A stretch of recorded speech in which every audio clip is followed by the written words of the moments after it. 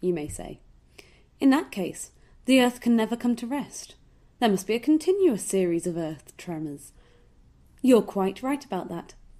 The extremely sensitive instruments that we have nowadays. In Germany alone, there are 13 earthquake monitoring stations in various towns.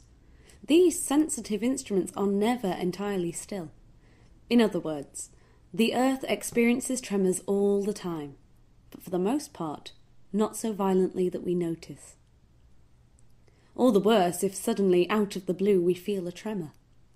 This out of the blue should be taken quite literally. For, says our Englishman, who has at long last managed to have his say, the sun now shone in its full glory. The sky was completely blue and clear, and there was not the least sign of any natural event. Then, between 9 and 10 in the morning, I was sitting at my desk when my table moved, and since I could not discern any reason, I felt some surprise. I was wondering what could possibly have been the cause when the house suddenly shook from top to bottom.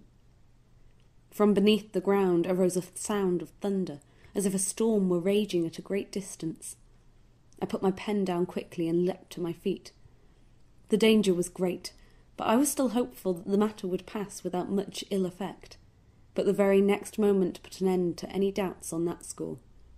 There was a shattering noise, as if all the buildings in town were collapsing at the same time.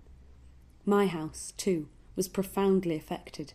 The upper stories instantly collapsed, and the rooms I was staying in swayed so much that all the utensils came crashing down. I truly thought that my last moment had arrived, for the walls were bursting apart and great stones were falling out of all the joints. All the beams seemed to be supported by thin air. At this very moment the sky went dark, and it became impossible to recognize any object. Everything was in Stygian gloom, either from the immeasurable amounts of dust caused by the collapsing buildings, or because of the volumes of sulphurous fumes that arose from the bowels of the earth. At last the night became light once more, and the force of the tremors abated.